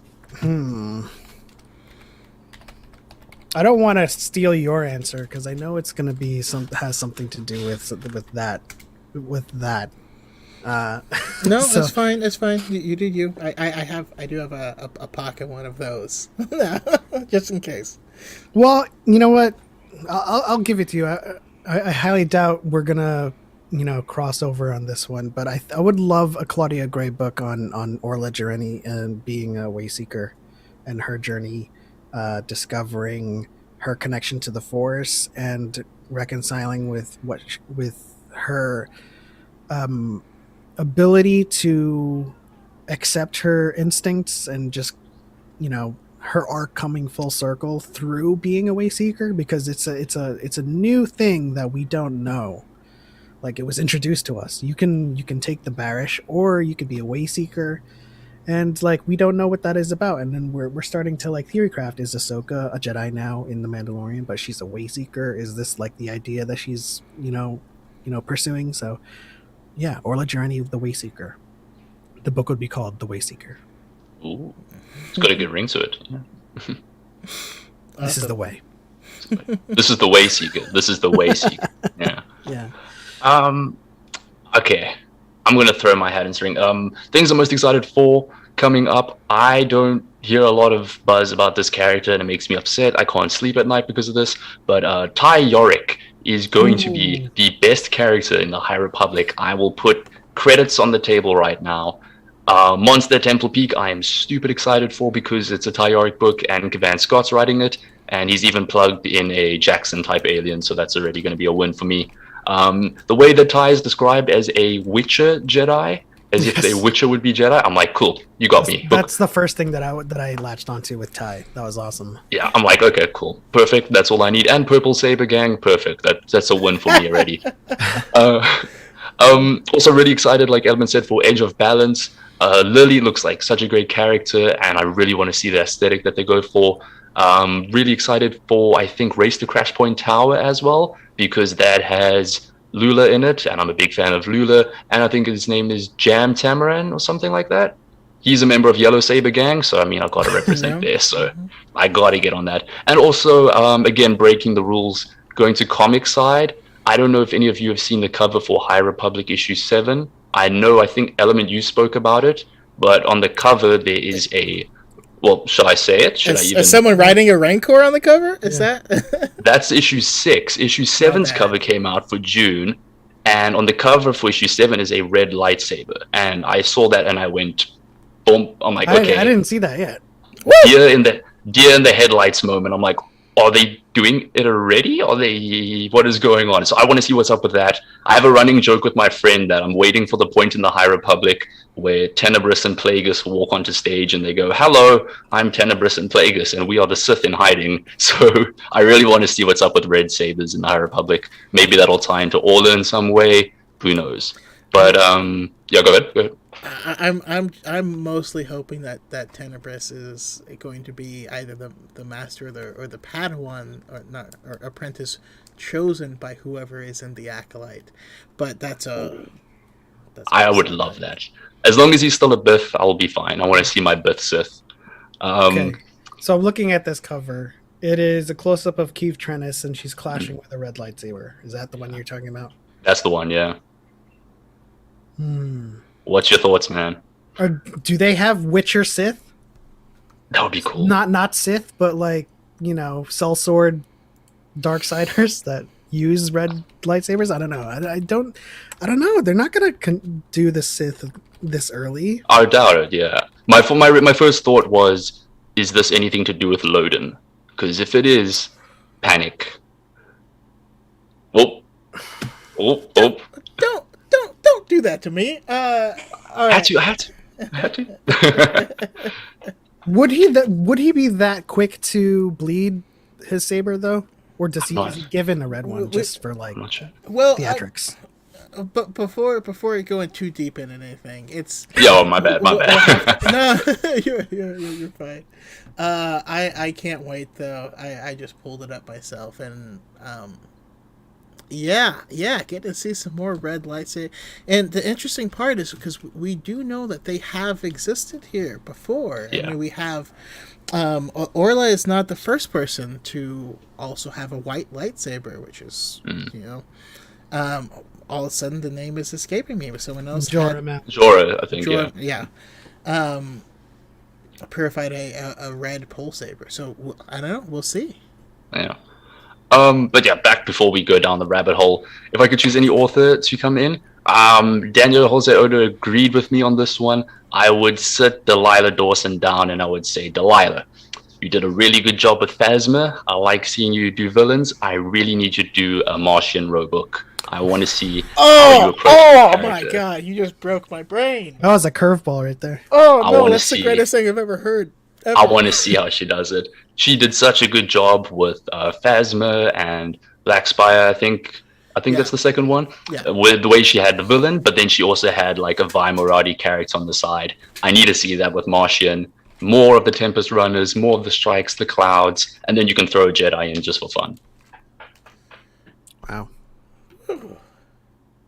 I think Choco's broken. I think I broke him. I because it's got that whole Mad Max vibe, but she also has this just great, she did the short story of Perfect Weapon, which is the story of Bazine Natal, who is we briefly see in the Force Awakens is the person that calls the First Order to let them know that the Jedi are on Takodana. But yeah, Delilah S. Dawson wrote that story as well, and I think she has a great sensibility when it comes to writing villains or evil people, and the Mad Max aesthetic of the Phasma book. If you haven't read it, it's a wild ride. It's so different than I thought it was going to be. It lends itself perfectly to the Nile, so I love it. How about you, Haley? I think if I could get any author to write a book, E.K. Johnston, I really like her books. I would have it Rey post The Rise of Skywalker, have her meet up with Finn, start training Finn, but then also rebuilding the Jedi, because I don't imagine her to be like, let's rebuild the Jedi Order, because she does things differently. And I am so curious to see what storytellers would tell in that line of thought. And then what am I most excited for High Republic wise? I don't really look too far into the future. So I don't know what projects are planned, but I know there are different phases, and we're only in the first one. So I am so curious to see how this wraps up because we don't hear anything about the Starlight Beacon, and it's a major part of this era. And so I want to know what happens. I think Element's about to whip up the facts on the Starlight Beacon appearing during the original trilogy. Am I? I mean, I can. Yeah. Please do. Yeah, so they're currently doing a comic written by Charles Soule, who did Light of the Jedi. He is telling the story of after the Empire Strikes Back, the rebel forces are split up, they need to regroup, and the plan is to go to Starlight Beacon, turn it back online, and use of course, the signals to unite the Jedi, and it's called Operation Starlight, and if you take a shot every time it connects to the High Republic, you'll be blackout drunk by the first issue. There is High Republic droids showing up, there is Easter eggs galore, so maybe this is the current Star Wars 2020. Yeah.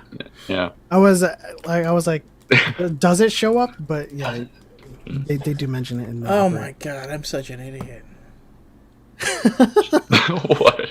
Oh, so they did talk about it too. And I'm behind. I'm a little behind on that book, but my bad. But, oh no, that's not a problem at all. But them finding that old droid that speaks a certain language, I didn't even connect. It's such a sly. Oh, you sly little bastards. Also, to Haley's wanting to see what writers might do with the post sequels. Go to my YouTube channel and search Echoes of the Past. Absolutely. Smooth plug. That is my sequel. Fully voiced audio drama, music, sound effects, all the good stuff. All right. The pleasure of having Daisy written. No, I'm just kidding. Oh. He's got the next thing. Next best thing. Next best thing, yes.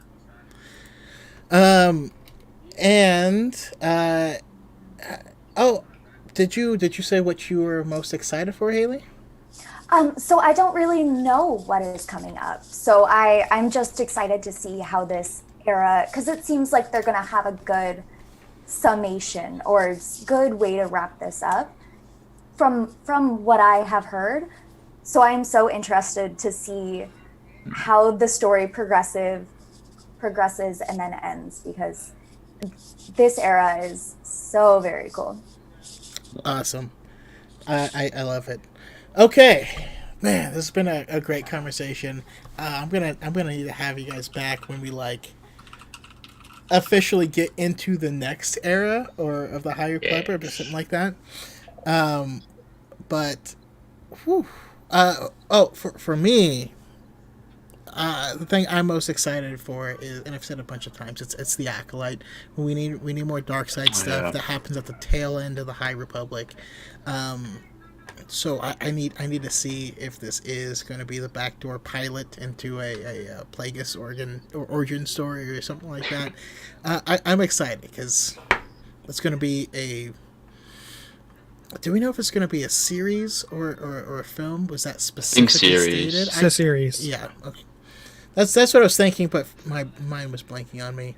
As for they separated it in the announcements between TV shows and films.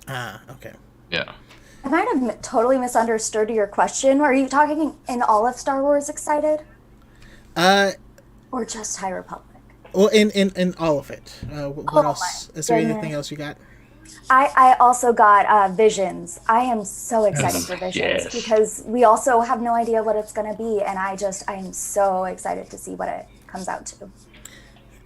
When they said it's 25,000 years that they're covering in Visions, you're like, what? I don't even know. What? I'm just waiting for the day where I put on Visions and I get to hear a Jedi Master go yada yada.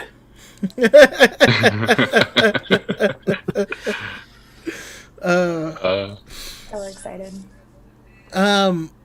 So the book, and I think I've said it before, this is what Element knows I'm already going to say. I am grabbing Claudia Gray. Mm-hmm. But what I want her to tell is the first time Obi-Wan went to Mandalore. Like, Ooh. I want the story of Obi-Wan and Qui-Gon going to Mandalore. Maybe Qui-Gon has to save whatever ruler, but they're Princess Satine is off somewhere, and he sends his Padawan to go save her, and then we get like their backstory in the context of this, and we also get to understand how Mandalore came from this we are all warriors and we're gonna kill everyone to like we want peace and neutrality. I feel like there's a lot of stuff that could be told, especially coming of age stuff for Obi-Wan. More Qui-Gon stuff is always good. If anyone were to touch this project, to me would have to be Claudia. Yeah, it's not as exciting if I were to take it from you, because I remember when I was at this event where I got this and you sent me that question. I was like, oh, he wants this book, so I was like, nah, I'm not gonna take that from him. It's all good. It's all okay. All right, so what we can go ahead and get started wrapping up. I'm gonna get your guys' closing thoughts, where anyone that is still rocking with us in chat can find you, as well as how do you guys see the Force. Oof. And I'll go ahead and start with Tate on this one. Oh, you had to pick me. Damn, son of a gun. Nah. You can find me, of course, at Star Wars Fact Guy on TikTok. Again, I break down everything there is to know about what it's like to be living in the Star Wars world. We break down the life of characters, what the planets are like, what the different cultures and species are, and how they operate. And you can find me, Star Wars Fact Guy, on Instagram. Now, for the big cheese question, I was asked this on a live a while back because I brought up the whole different views of the Force, and I struggled to kind of put my thoughts into words. But I kind of see the Force to me as like a signal, like a radio signal, like a satellite broadcast, where it's a constant stream, it's always flowing, it's always bouncing back and forth. And sometimes there's disruptions in the stream. Sometimes there's a glitch, sometimes it cuts out. But in the end, it's always about correcting that stream and ensuring the back and forth flow. So to me, it's about riding that stream, riding that signal, and seeing where it takes you. You don't tell it where to go, you follow through with it. I think that's the best I can come up with and how I see it. I'm gonna go next because it just popped in my head. I was going to ask you next because that's where my circle is. So, I see the Force as a game engine. I've got primitives, I've got shapes, I've got the gizmo, which is the transform, rotate, and scale tool that you could put on anything and just kind of manipulate it. And then you're just kind of like being a level designer. You're in the world and you're controlling things and shaping it how you want it to. And then we have, guidelines and snaps and anchors and pivots and all kinds of things that I have to, keep in mind when I'm like in Photoshop. Like I have the guides and then I have, snap to these rules and fonts and type sizes and all that stuff, and controlling everything from a design perspective. And then in the game engine world, you're controlling like the shapes and how things work with the scripts and just in general kind of like that. I see everything as a tool or as something to be, that sounds so bad, as something to be manipulated, but in a good way. But yeah. That's how I see it. So no, cool. I love it because it's like a scaled back, smaller version of the world. It's very like Neo, like to and then before I go to also where can we find you?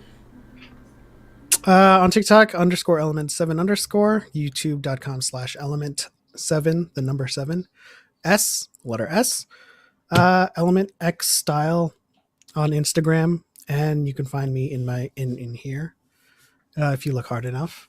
In comment section on all of your guys' videos sometimes when I have the time. I'm sorry, I don't comment. There is also an excellent podcast called Dyad and the Force that you guys should check out. And a project that was briefly mentioned, Echoes of the Past. If you want an awesome idea of what could happen after the sequels, that's fully voice acted. Check that out on his YouTube page. Harith will also be on Dyad this week. Oh We were yes, talking about the Bad Batch trailer. Harith in the chat will be joining us for that conversation. And before I jump to Haley, sorry I'm not trying to delay you, but I gotta call out real quick. You know, Brian with the beard views the Force like a million little bird wings beating, carrying him forward and lifting him up. That's beautiful. Whew. Yeah, so that's wonderful. I love that. We have Cal Ford just had an awesome one. Where'd it go? Okay, so his is like a sea of life fire, just radiant, flaming energy from all things, glowing, warm, invigorating. So I love that. X-Core Gamer Skills said it was a kaleidoscope that. Well, yeah, it just says the Force is a kaleidoscope. It says a billion different points of multicolored light, some dark and foreboding, almost black, others brilliant and almost blinding and white. I love that one. That one's really good. Dang, we got some deep people in chat. Yeah. You're like, how do I put together what I view of this? Man, I would imagine that you view the Force the same way you've set up your wall behind you. Ooh, see, it's kind of the opposite though, because like this is, oh my gosh, which side? Very neat and orderly, where I would definitely see the Force as super abstract. Like I almost see it as like different auras radiating off of people, and like if you feel the Force, like you could get an instant sense of what is going on. Whereas like normal people see everything normally, but for sensitive folks, like it's more electric and they feel things coming at them, and it's less picturesque as a lot of these amazing comments and as Avar was able to like articulate hers, but I think it's just energy and radiating off of all living beings. I love it. I love it.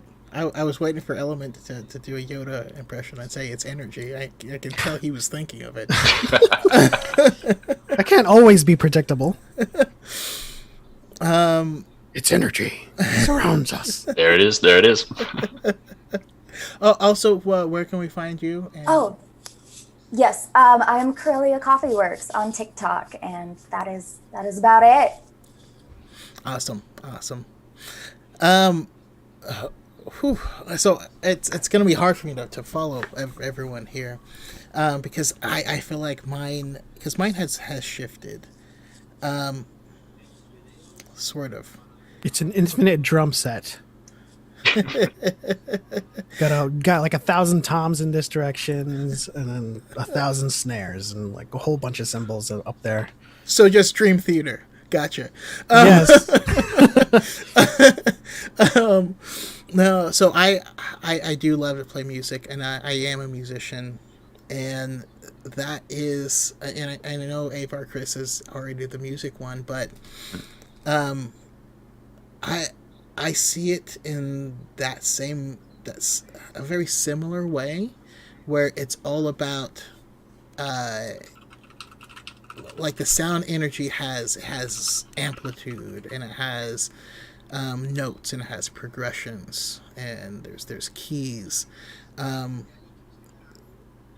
There's so much to it. There's so much more than just sound. There's multiple sounds and how they can work together. There is, I mean, I one time when my band was playing, we played with monitors for the first time, and they were set with a really odd frequency range, so that when a certain note was hit, I'd almost fall off my drum set. Like that was a thing that literally happened to me. But I mean, there's so much to it. But like I said, there's different frequencies, and they work together. Some work together, some are opposed to each other. But you can break glass, or you can soothe a baby to sleep. That's how I'm approaching it. And also, there's this weird thought about hierarchy when it comes to the Force and using abilities that I think probably should die. Because just because, you know, my sister is an amazing singer, right? I didn't inherit that gene. I try to. I've improved vastly from what I was, but it's still not good. But I'm very good at the drums. I will say about myself, and I naturally got to that. Just because I'm good at drums, I'm good at music. You know, I'm good at rhythm. She's great at singing. She's great at music. She sucks at drums. You know, like it's they're different. They're equal, but they're different. We all have different skills, and we need to also view it as that. And yes, while skills do translate, they all mean different things. If you have someone that's an excellent vocalist and you put them on bass, they might know what notes are going to work great together in a run or something like that, but may not know how to do it. You put a guitarist on bass, they may know where all the notes are on it, but they may not be able to put together the same type of groove. You put a drummer on bass, it's a groove city, you know, but there's going to be a learning curve when it comes to the notes. It's all connected, it's all the same, but it's all different, and it's all equal. That's how I view the Force. Differently alike. Hopefully that makes sense. Perfect sense. Yeah, that was beautiful. Yeah. It almost reminds me of JJK, the old man and the guitar. That's his curse. Are you up to date? Oh, I believe so. No, I think I'm probably one behind. Whoops. But it's all good. I love it. Thank you guys so much for coming on and joining me on this journey. Tate's your first time coming on, but I've enjoyed this immensely. We will all talk again many times, but we are all the Republic. For the light and life. For the light and life. And may the Force be with you always. Always. Yeah. Awesome.